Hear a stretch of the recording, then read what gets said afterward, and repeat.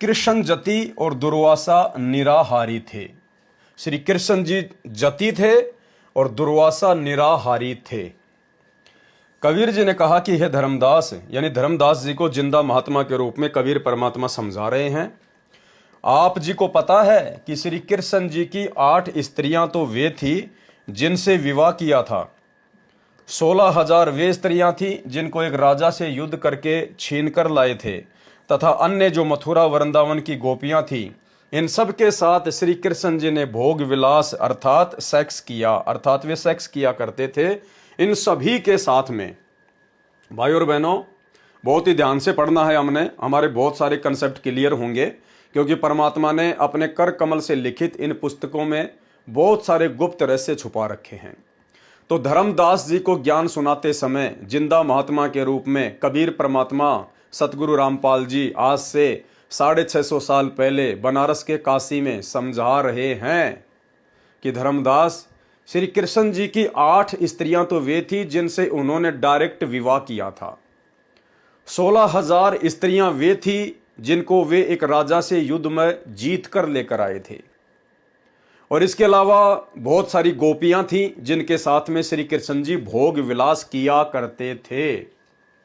इन सब के साथ श्री कृष्ण जी भोग विलास अर्थात सेक्स किया करते थे। एक दुर्वासा ऋषि थे, वे निराहार रहते थे। निराहार का मतलब भोजन नहीं खाया करते थे। दिन में केवल एक तिनका दूब यानी घास का खाते थे। दूब को दुर्वा भी कहते हैं।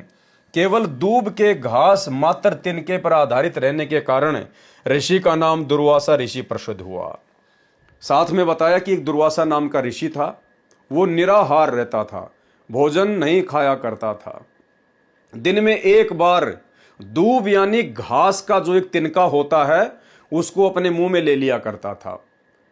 दूब को दुर्वा भी कहते हैं, जिस कारण से उसका नाम पड़ा दुर्वासा ऋषि। ये दोनों ही पॉइंट बहुत ज्यादा इंपॉर्टेंट हैं। श्री कृष्ण जी जति थे और दुर्वासा निराहार थे। ये सतगुरु रामपाल जी परमेश्वर जी से जुड़े हुए सवाल हैं। केवल दूब के घास मात्र तिनके पर आधारित रहने के कारण ऋषि का नाम दुर्वासा प्रसिद्ध हुआ। एक समय कुछ गोपियों को दुर्वासा ऋषि के दर्शन करने की इच्छा हुई, परंतु दुर्वासा ऋषि का आश्रम जमुना दरिया के उस पार था।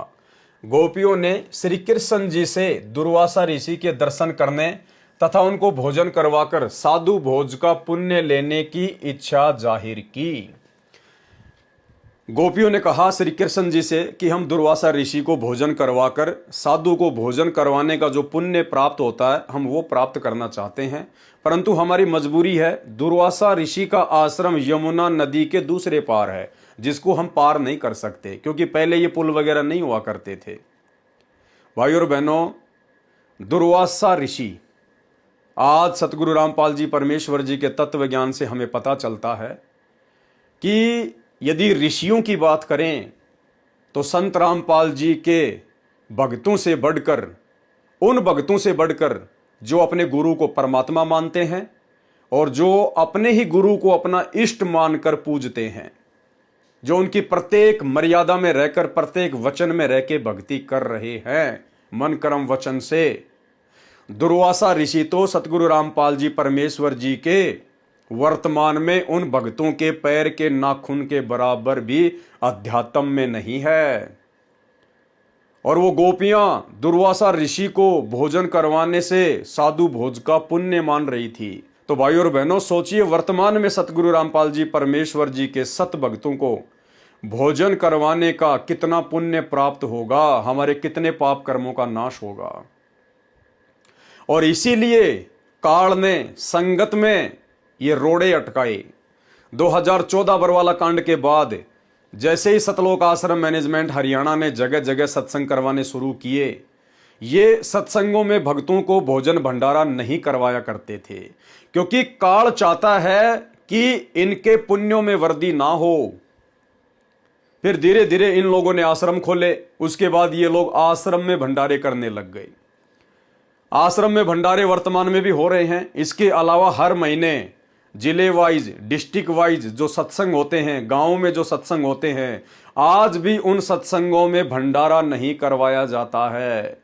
पहले की तरह केवल 4 बिस्किट और 1 गिलास चाय का, एक छोटा सा कप चाय और 4 बिस्कुट, जिसमें एक बच्चे का भी पेट नहीं भर सकता। तो भाइयों और बहनों, ये सारा सब कुछ काल प्रेरणा से, काल का षड्यंत्र था। दूसरी तरफ परमेश्वर की विशेष आत्माएं जो साध संगति से जुड़ी हुई थी, सत्सेवक भाई बहन, वे अपने गुरु को ही अपना इष्ट मानकर साध संगतियों में भंडारा करवाया करती थी। सर्वप्रथम अपने गुरुदेव भगवान को भोग लगाते, उसके बाद भंडारा जो होता था वो सभी भाई बहन मिलकर खाया करते थे। उसके बाद बैठकर परमात्मा की महिमा किया करते थे।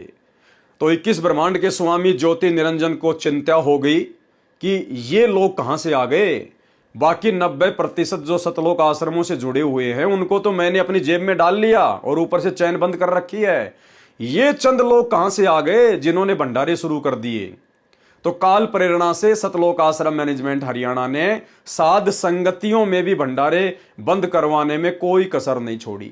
साध संगतियां बंद करवाने में, साध संगतियों में लड़ाई झगड़ा करने में, पुलिस प्रशासन की मदद लेकर साध संगतियां बंद करवाने में कोई कसर नहीं छोड़ी।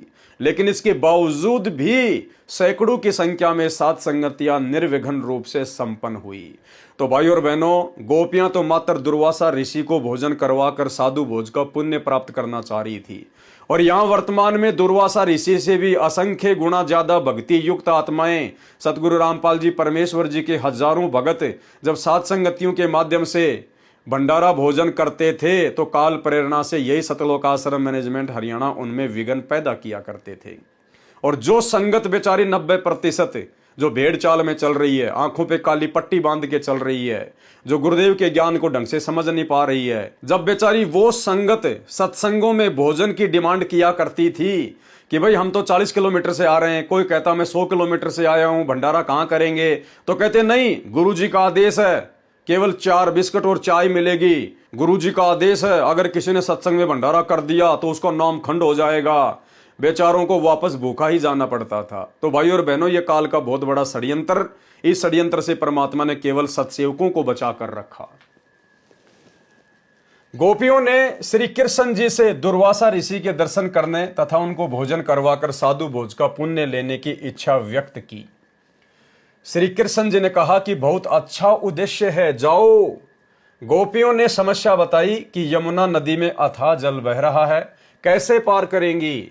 श्री कृष्ण जी ने कहा कि तुम जमुना नदी के किनारे खड़ी होकर ये शब्द कहना कि, क्या शब्द है भाइयों और बहनों, ध्यान देना।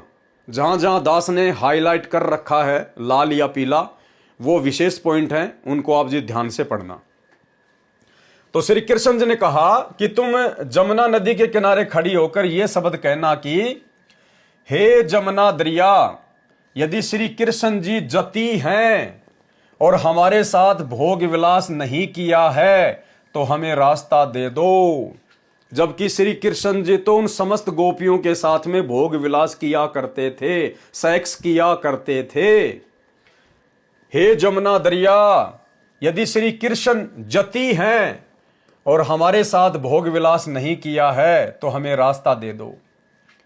जब वापिस आओ तो जमुना दरिया के किनारे कहना, हे यमुना दरिया, यदि दुर्वासा ऋषि पवन आहारी है तो हमें रास्ता दे दो।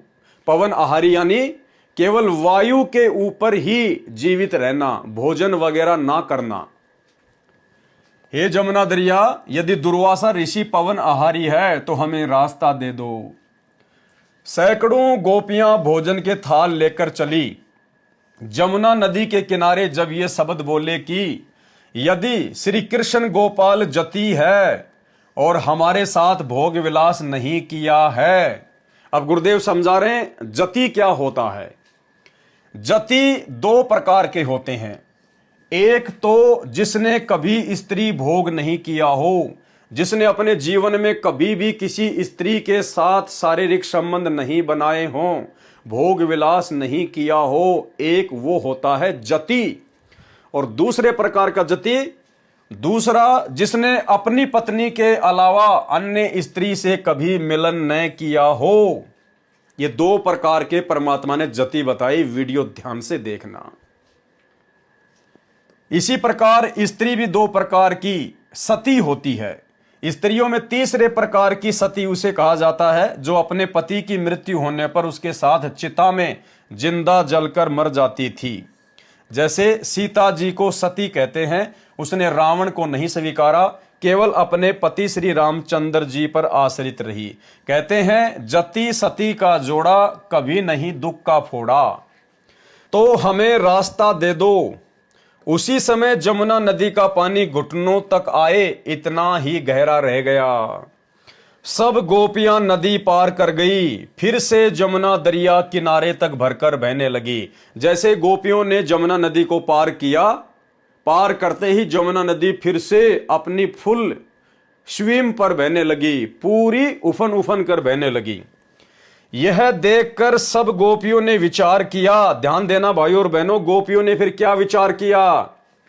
यह देखकर सभी गोपियों ने विचार किया कि श्री कृष्ण जी ने तो हमारे साथ अनेकों बार विलास किया है, भोग विलास किया है, सेक्स किया है। यह कैसा आश्चर्य है, यह कैसा अचरज है। सब गोपियां यह विचार करती हुई दुर्वासा ऋषि के आश्रम में पहुंची। भाइयों और बहनों, यहीं से हमारा कंसेप्ट क्लियर हो जाएगा कि यदि सतगुरु रामपाल जी स्वयंभू परमात्मा है, इनका शरीर पांच तत्व का नहीं है, इनका शरीर विकार युक्त नहीं है, ये तीनों गुणों रजोगुण सतोगुण तमोगुण से दूर हैं, तो फिर संत रामपाल जी ने शादी करके और भोग विलास क्यों किया? संत रामपाल जी ने स्त्री भोग क्यों किया? भाइयों और बहनों, ऊपर परमेश्वर ने जो सत्य कथा है हमें बता दी कि श्री कृष्ण जी की 8 स्त्रियां थी। इसके अलावा 16,000 स्त्रियां एक राजा से युद्ध में जीत के लाया था, उनके साथ भी भोग विलास किया करता था। इसके अलावा जो गोपियां थी उनके साथ भी भोग विलास किया करता था। उसके बावजूद भी श्री कृष्ण जी जति कहलाया। जति कौन सा जति? दूसरे नंबर का जति, कि अपनी पत्नी के अलावा किसी और के साथ भोग विलास ना करना। जबकि गोपियां खुद आश्चर्य में पड़ गई कि श्री कृष्ण जी जति कैसे हो सकते हैं। उन्होंने तो अपनी पत्नी के अलावा हम गोपियों के साथ भी अनेकों बार भोग विलास किया है, सेक्स किया करते थे, फिर श्री कृष्ण जी जति कैसे हो सकते हैं? वो आश्चर्य में पड़ गई। भाइयों और बहनों, ठीक इसी प्रकार जब ये 3 लोक के छोटे मोटे भगवान, ये डमी गॉड, छोटे मोटे अवतार, ये पीर पैगंबर, जब ये इस प्रकार की लीला कर सकते हैं, जब इनके हाथों में इस प्रकार की छोटी मोटी शक्ति परमेश्वर ने दे रखी है, तो वो परमपिता परमात्मा पूर्ण ब्रह्म सारी सृष्टि का रचनहार अखिल ब्रह्मांडों का स्वामी कबीर देव सतगुरु रामपाल जी भगवान क्या कुछ नहीं कर सकता? ठीक इसी प्रकार जति 2 बताए। एक वो जिसने कभी स्त्री भोग नहीं किया हो, तो हमारे पूज्य गुरुदेव सतगुरु रामपाल जी भगवान उस पहली वाली कैटेगरी में हैं, जिन्होंने कभी किसी स्त्री के साथ संभोग ना किया हो। क्योंकि श्री कृष्ण जी ने हजारों स्त्रियों के साथ में संभोग किया, लेकिन उसके बाद भी वो जति कहलाए। तो क्या हमारे गुरुदेव भगवान जति नहीं कहला सकते? अरे श्री कृष्ण जी को भी वो शक्ति, वो पावर कबीर परमात्मा सतगुरु रामपाल जी ने ही प्रदान की हुई है। आदरणीय गरीबदास जी कहते हैं, गरीब सब पदवी के मूल है, सकल सिद्धि है तीर, और दास गरीब सतपुरुष बजो, अविगत कला कबीर। तो ये परमात्मा क्या नहीं कर सकता? अब सोचिए भाइयों और बहनों, यदि श्री कृष्ण जी ने उन गोपियों के साथ में यदि कभी भोग विलास नहीं किया, जिसकी साक्षी वो दरिया नदी, अगर श्री कृष्ण जी ने भोग विलास किया होता तो उस जमुना दरिया का पानी नीचे नहीं होता। लेकिन वो हकीकत थी, श्री कृष्ण जी ने अन्य गोपियों के साथ कभी भोग विलास नहीं किया। तो भाइयों और बहनों, इसी प्रकार हमारे पूज्य गुरुदेव सतगुरु रामपाल जी भगवान जति हैं, सर्वश्रेष्ठ जति है ये परमात्मा। फिर मन में शंका उत्पन्न होगी, यदि श्री कृष्ण जी ने नहीं किया था भोग विलास गोपियों के साथ में, तो फिर किया किसने होगा? भाइयों और बहनों, ये सारा का सारा षड्यंत्र काल का। ये काल श्री कृष्ण जी के कर्म फुड़वाने के लिए अन्य पीर पैगंबर अवतारों को इसी प्रकार से धोखा देता है। ये उनका रूप बनाकर, और ये स्वयं भोग विलास करता था। 21 ब्रह्मांड का स्वामी काल ज्योति निरंजन आगे गुरुदेव ने लिखा हुआ है।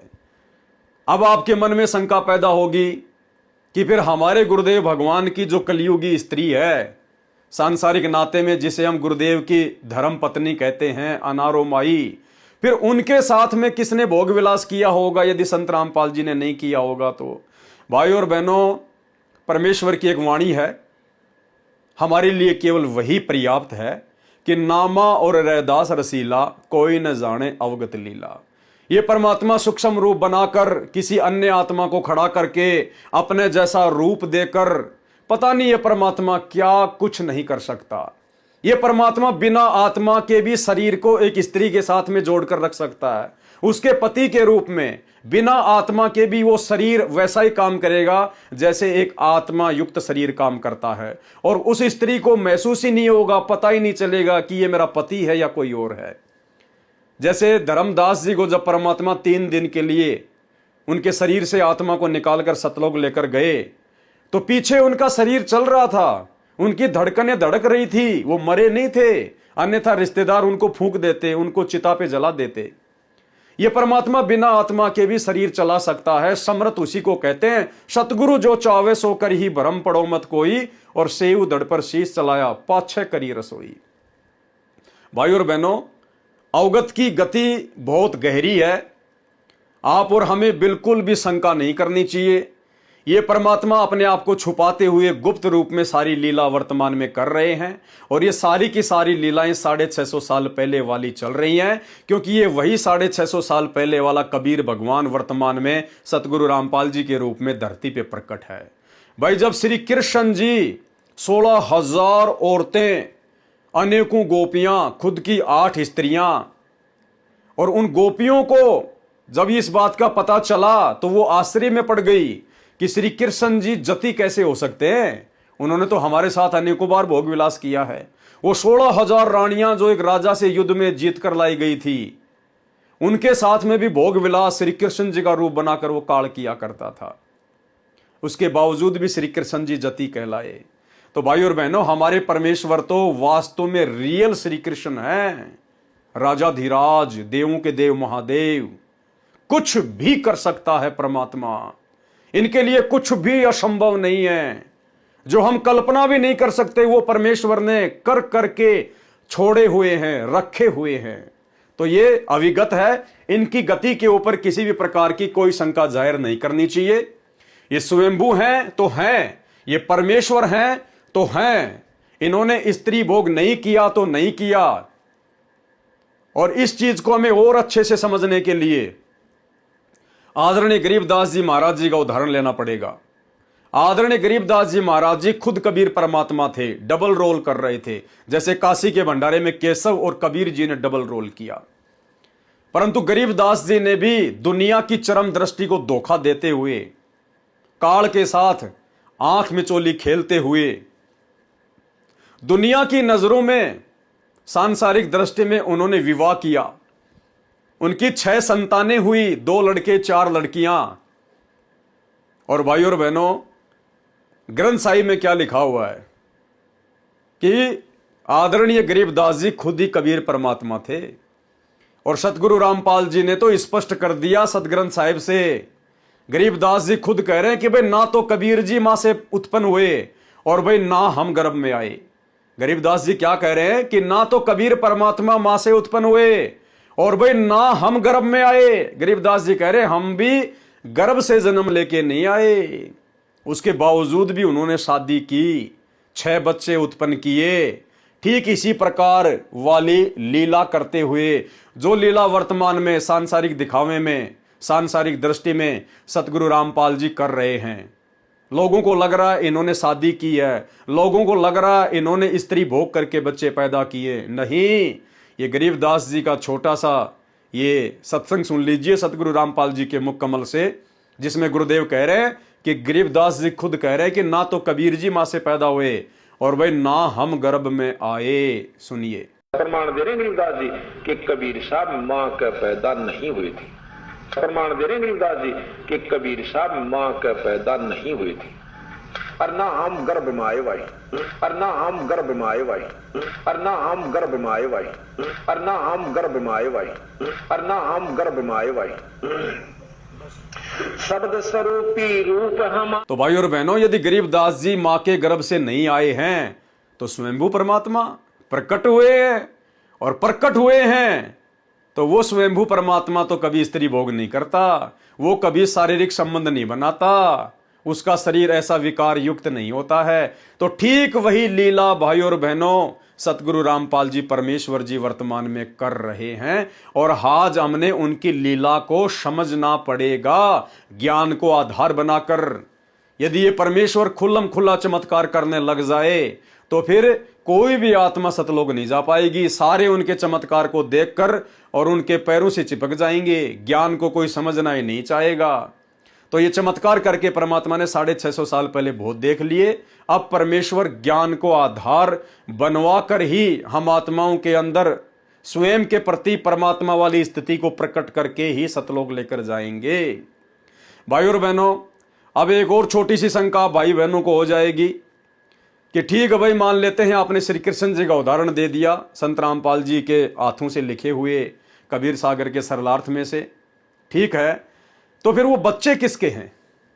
अगर संत रामपाल जी ने उनकी सांसारिक पत्नी के साथ में भोग विलास नहीं किया तो फिर वो बच्चे क्या आकाश से उड़ के आए हैं क्या? कोई दूसरे कोई प्लानेट से आए हैं क्या?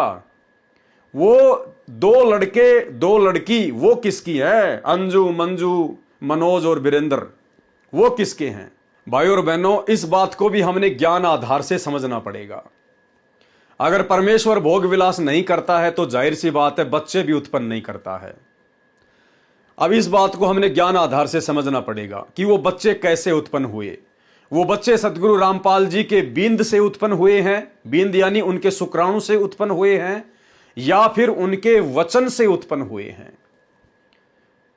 बहुत सारी माता बहनें आपने देखी होंगी संगत में, जो अक्सर अपने इंटरव्यू देती हैं कि मेरी शादी को 20 साल हो गए थे, 25 साल हो गए थे, कोई संतान उत्पन्न नहीं हो रही थी, हर प्रकार से हम डॉक्टरी परामर्श भी ले चुके थे, झाड़ फूक भी करवा चुके थे, अंत में हार कर हमें किसी ने संत रामपाल जी के विषय में बताया, हमने उनसे उपदेश लिया, उनके सामने जाकर हमने अर्ज की, विनती की, और 10वें महीने हमारे घर में परमात्मा ने संतान दे दी। अब भाई और बहनों, उस भगत परिवार में वो जो संतान आई है, वो संतान उस बच्चे के पिता के शुक्राणु से उत्पन्न नहीं हुई, वो संतान बींद से उत्पन्न नहीं हुई, वो संतान उस व्यक्ति से उत्पन्न नहीं हुई। अगर उसके शुक्राणु से, उसके बींद से यदि वो बच्चा पैदा होना होता तो सतगुरु रामपाल जी से उपदेश लेने से पहले ही हो चुका होता। उनकी शरण में आने के बाद यदि उनके घर में संतान उत्पन्न हुई है तो वो संतान सतगुरु रामपाल जी परमेश्वर जी के वचन से उत्पन्न हुई है, उनकी शब्द शक्ति से उत्पन्न हुई है, उनके बिंद से उत्पन्न नहीं है। ये कृष्ण पुलिस के अंदर है।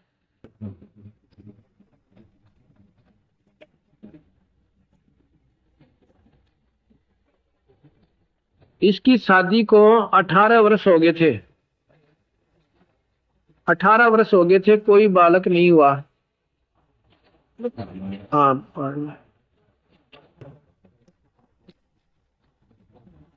इन्होंने 18 साल बहुत गने हो से, मतलब 18 साल में आदमी अपने सारे चेष्टा करके, सैने भी, बौड़े भी, डॉक्टर भी, परदेसी भी, अंग्रेजी भी, सारी ट्राई कर ले से आखिर में 18 साल जिसका बालक नहीं, वो बांझ घोषित हो जाती है।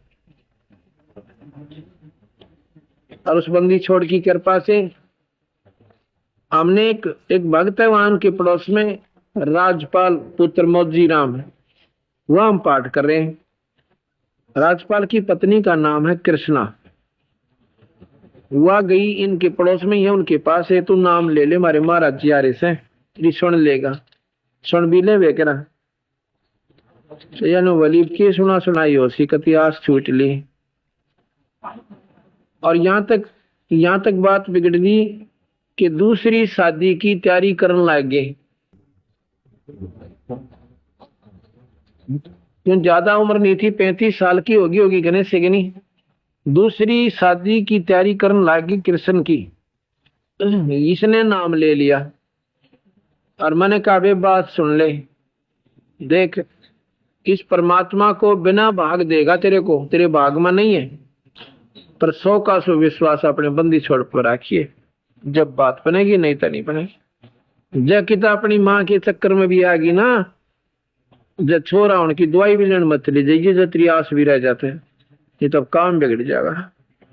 नहीं फिर विश्वास नहीं होता भगवान कबीर साहब पे, न सोचेंगे दवाई तो बन गया, न जी दवाई खा था मैं कहती मेरी आंत गड़ ली, मैं तो देखूं भी कोई ना दवाइयां का नहीं, और 100 का 100 विश्वास अपने बंदी छोड़ पर करूंगी।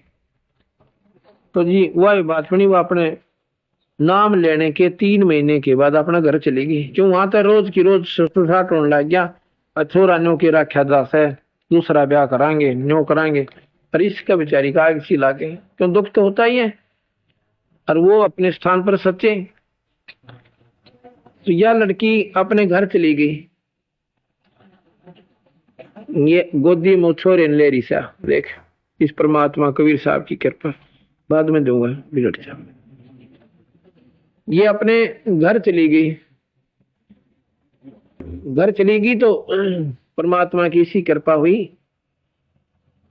तो रजा होगी दाता की, आस हुई। तो ये वहां चली गई, जाने के 3 महीने के बाद इसका ससुर जाता है इनके घर वालों से न्यो कहने के लिए कि हम अपने लड़के की शादी दूसरी करते हैं। आगे हाँ प्रीता, ये हुई ना, संतोष नाम से छोरी का, संतोष पत्नी कृष्ण पुत्र श्री प्रीता, गांव करसोला, 18 वर्ष शादी के बाद। ये हमने हिंट से लिख रखे इनके पूरे।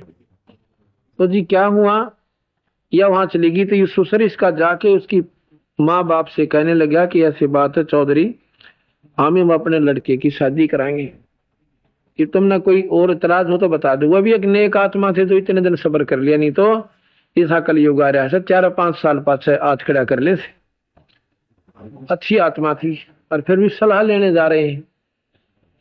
तो वह आई करते हैं, उसकी सास, उसकी मतलब माँ संतोष नाम से छोरी का, उसके पिता ने जिक्र किया घर पर जाके कि ऐसे ऐसे, और इसका संतोष का ससुर आ रहा है 4-5 आदमी और से, और न्यू करे से हम दूसरी शादी कराएंगे। उसकी माँ को पता लग गया था, बता दिया था, उसकी पता लग जाता लड़कियों को, औरतों को। वह ने बोली उनको न्यू कह दो, एक मारे हाथ जोड़कर 6 महीने और बाट देख ले। उसकी माँ ने बेरा पट लिया था रजावरी दाता की। तो वो आकर न्यू बोला चौधरी साहब 6 महीने और डट जाओ, हाथ जोड़कर कवास। फिर उनका भी शक हो गया कि मैंने कि मैं बात जरूर सब नहीं 6 महीना का जिक्र क्यों किया। फिर उसकी सास गई, वो बोला जाकर पता करके कि मैं बात मैंने और डर लागे से।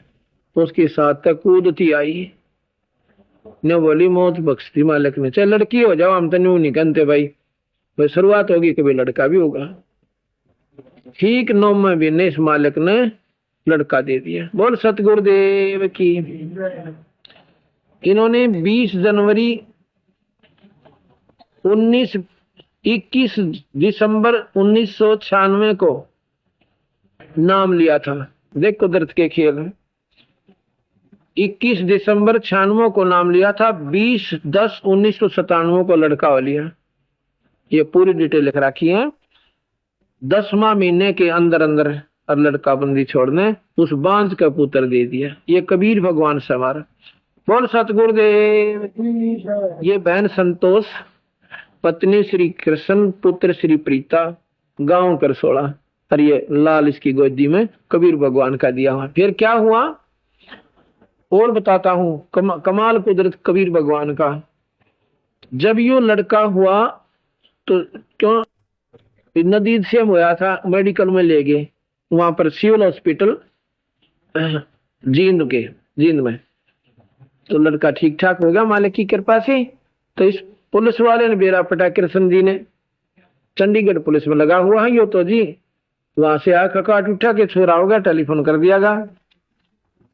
तो पहले गया हॉस्पिटल में, इसकी माँ ने बोली रे बात सुन ले, यो इसके बंदी छोड़ का दिया हुआ लड़का है, जतन किते दारू दूरू ना प्या दिए किसी टाइम की छोरे के होने में। अगना माँ क्या न प्याऊ थोड़े तक कह गया। अंते गांव वाले चिपट गए, भाई तेरा इतने दिन में आस हुई सर न्यूज है दारू प्याओ, यही से अपने विचार रहे लोगों के। उसने शराब पिला दी, देख कमाल बंदी छोड़कर। अगले दिन ये 3 दिन का बालक था, अग 2 दिन का। अगले दिन जब वो रोटी लेके गया ना अपनी माँ की उसकी घर से, तो उसने पता चला कि एक बिल्ली आई हॉस्पिटल में, बिल्ली का की काम है, और उस छोरे का आड़त गलापू पकड़ कर कति काट दिया। छोरे का मुंह पर बुड़का वर्गी, और डॉक्टर भी हैरान हो गए, भाई क्या जवाब देंगे बता, यू के साड़ा बैठा। और बालक का और इतना जख्म कदे भी ना भरे, ऑपरेशन भी ना हो इसका तय। वो डॉक्टर भी स्तब्ध। उसकी पत्नी इस संतोष ने कहा अपनी शास्त्री की, उसने कड़ी बिगाड़ी है जान दे, ये तो नाश करना है, जानते इसने दारू पी होगी। उसकी माँ बोली रे, उसका दुआथड़ मारे इसकी माँ ने नो, इतना दारू प्याई, कहा माँ दारू प्याई, अगले कल आले लालो मर गया तेरा छोरा मरेगा, यानी ऐसे ढंग से कहा उसने। तो भी हैरान हो गया, दोनों कान पकड़े और नाक रगड़े, मैं कदे भी नहीं पीऊंगा ना प्याऊंगा, ये भगवान क्यों करे बख्शते। तीसरे दिन उस लड़के का जैसे जख्म ईसा भर गया, दोनों ये बंदी छोड़ दे, हाथी का घाव भरा करे। और चौथे दिन छुट्टी लेके घर न आगे, उस लड़के का माड़ा सा निशान जैसे वो तुझे पुनसी हो गए ठीक हो जाकर, अब भी मुंह के ऊपर से। उस दिन पाथे का और पेटा भर दिया, भाई बंदी छोड़ कर दिया हमसे। बोल सतगुरुदेव की सत साहिब। ठीक इसी प्रकार भाइयों और बहनों, सांसारिक दृष्टि में हमें जो सतगुरु रामपाल जी के संतान दिखाई देती है, ये सतगुरु रामपाल जी के बिंद से उत्पन्न नहीं है, क्योंकि परमेश्वर के शरीर में बिंद नहीं है। उनका तो नूरी शरीर है, पारदर्शी शरीर है, एक तत्व का शरीर है, झिलमिल शरीर है। वो संतान सतगुरु रामपाल जी के वचन से पैदा हुई है। ऐसी ऐसी संतानें सतगुरु रामपाल जी ने अपने वचन से अपनी संगत में हजारों की संख्या में पैदा कर रखी हैं, हजारों की संख्या में। कहीं कोई भाई बहन अपने मन में ये खरपतवार पैदा ना कर ले कि भाई फिर तो संत रामपाल जी के बच्चे बड़े विशेष हैं, फिर तो बड़े विशेष बच्चे हैं तो हैं जो परमात्मा के वचन से पैदा हुए हैं। अरे ऐसे ऐसे बच्चे, अंजू मंजू जैसी लड़कियां, मनोज और वीरेंद्र जैसे लड़के संत रामपाल जी ने हजारों की संख्या में संगत में पैदा कर रखे हैं। अपने वचन से कोई विशेष महत्व देने की आवश्यकता नहीं है, सब के सब 2 कोटि के जीव हैं। त्रेता युग की कहानी भूल गए क्या? वाल्मीकि जी ने कुश, जो सीता जी का दूसरे नंबर का लड़का था, कुश, उसको कैसे पैदा किया था? क्या वो कुश रामचंद्र जी के शुक्राणु से पैदा हुआ था? क्या श्री रामचंद्र जी ने सीता के साथ भोग विलास किया था जिससे वो कुश पैदा हुआ था? वाल्मीकि ऋषि ने, कुश कहते हैं घास को, घास के तिनके से वो कुश पैदा किया था, कुश नाम का बच्चा पैदा किया था। गोरखनाथ किसी माता पिता के सहयोग से पैदा नहीं हुआ, एक साधु महात्मा के द्वारा राख देने से, गोबर से पैदा हुआ था। सीता जी का किसी मां के गर्भ से जन्म नहीं हुआ था। त्रेता में जमीन में दबी हुई मटकी में राजा जनक को सीता जी मिली थी। ऐसे ना जाने कितने उदाहरण आपको देखने को मिलेंगे अध्यात्म में, जिनका कोई अंत नहीं है। तो भाइयों और बहनों, आप इन उदाहरणों को देखकर आप किसी भी आत्मा को विशेष महत्व देना शुरू ना करें, अन्यथा गुरु को तजे भजे जो आना, ता पशुओं को फोकट ज्ञाना। संत रामपाल जी की जो 4 संतान है ना, वो संतान सबसे ज्यादा निकम्मी संतान है, सबसे ज्यादा निकम्मी। संत रामपाल जी के मुख कमल से आपको सुनाएंगे। अपने उन बच्चों के विषय में सतगुरु रामपाल जी ने स्पष्ट कर रखा है कि मैं अच्छे से जानता हूं इनका व्यवहार, इनका चरित्र, इनका नेचर, और क्या मेरी आगे चल के ये सेवा करते, ये क्या करते, मुझे अच्छे से पता है इनके बारे में। यानी आज पूरे विश्व में संत रामपाल जी के अलावा ऐसा धरती पर कोई संत नहीं है जिन्होंने अपनी निकम्मी संतान के विषय में सार्वजनिक तौर पर सत्संग में पूरी संगत को कहा हो। यह संकेत है संत रामपाल जी का कि उन निकम्मी आत्माओं के पीछे लग के अपने आप को धन्य मत समझना, वो काल प्रेरित होंगे। मैंने उनको उनके संस्कारवश पैदा किया है। आगे भक्ति करेंगे नहीं करेंगे, मर्यादा में रहेंगे नहीं रहेंगे, ये उनके संस्कारों के ऊपर निर्भर करता है। मेरे घर में उत्पन्न हुआ जानकर, उनको भगवान के बेटा बेटी जानकर उनके पैर पकड़कर सतलोक जाने की मत सोचना, धोखा खा जाओगे। परमात्मा ने हर प्रकार से हमारी शंकाओं का खंडन किया हुआ है सत्संगों में, लेकिन आप लोग सत्संग नहीं सुनते, सुनते हो तो फिर विचार नहीं करते, और सत्संगों पर मंथन किए बिना निष्कर्ष नहीं निकलेगा। जिस प्रकार दही को मथे बिना और मक्खन नहीं निकलेगा, उसी प्रकार सतगुरु रामपाल जी के सत्संगों पर विचार विमर्श किए बिना, चिंतन मनन मंथन किए बिना वो निष्कर्ष निकल कर नहीं आएगा, और निष्कर्ष को समझे बिना हम कभी भी भक्ति और भगवान को नहीं समझ पाएंगे। तो सतगुरु रामपाल जी ने अपने चारों बेटा बेटियों के विषय में, उनके निकम्मेपन के विषय में क्या कहा है, खुद सुन लीजिए इस ऑडियो में। आत्माओं, इस दास के 4 संतान, 2 लड़के 2 लड़की थी। यदि ये दास उन्हीं में उलझ पुलझ रह जाता, अब मुझे पता हुआ मेरी कितनी की खातिरदारी करूं, खूब पता है मुझे वह क्या नेचर है उनका, कैसा उनका स्वभाव और क्या करते। अब मुझे पता हुआ मेरी कितनी की खातिरदारी करूं, खूब पता है मुझे वह क्या नेचर है उनका, कैसा उनका स्वभाव और क्या करते। अब मुझे पता हुआ मेरी कितनी की खातिरदारी करूं, खूब पता है मुझे वह क्या नेचर है उनका, कैसा उनका स्वभाव और क्या करते। अब मुझे पता हुआ मेरी कितनी की खातिरदारी करूं, खूब पता है मुझे वह क्या नेचर है उनका, कैसा उनका स्वभाव और क्या करते। अब परमात्मा के चरणों में आया हूं, मेरे लाखों चेले बेटा बेटी हो गए। अब एक को कहता हूं भाई जल लाना, 10 खड़े हो जाते हैं। ये क्या कारण है? क्योंकि मैंने परमात्मा की भक्ति का रटना लाई, और उस भक्ति की शक्ति से इन बच्चों में इतनी श्रद्धा बन गई, दोनों हाथों पर रखूं अपने गुरुदेव को, अपने पिता को। तो भाई और बहनों, वीडियो आपने सुन लिया। गुरुदेव ने स्पष्ट कर दिया कि ये तो निकम्मे हैं, निकम्मे मेरे किसी काम के नहीं। और सतगुरु रामपाल जी ने ये शब्द कहकर और उनको 2008 में ही रिजेक्ट कर दिया था। जिस रिजेक्टेड माल के पीछे ये लाखों की संगत गांधारी की तरह आंखों पे काली पट्टी बांध करके अंधविश्वास कर रही है। तो भाई और बहनों, ये चारों के चारों संतान, 2 लड़के 2 लड़कियां, ये सतगुरु रामपाल जी के बींद या शरीर से पैदा नहीं हुए हैं, ये उनके वचन से पैदा हुए हैं, उनकी शब्द शक्ति से पैदा हुए हैं। और ऐसे ऐसे वचन और शब्द शक्ति से सतगुरु रामपाल जी ने अपने हजारों भक्तों के घरों में जो है संतानें पैदा की हुई हैं। तो हमारा हर प्रकार से भ्रम निवारण हो जाना चाहिए।